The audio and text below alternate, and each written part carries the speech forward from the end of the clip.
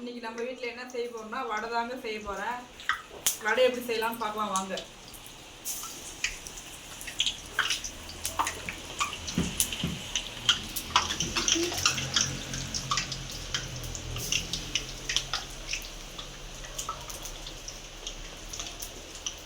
வடை எப்படி வருதுன்னு வீடியோவை பார்த்துட்டு சொல்லுங்க.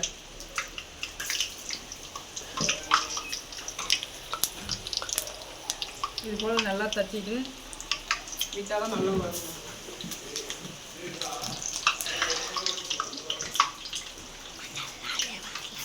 வடை போட்டாச்சு. கை நல்லா வாஷ் பண்ணிட்டு நல்லா கலந்து விட்டுருவோம்.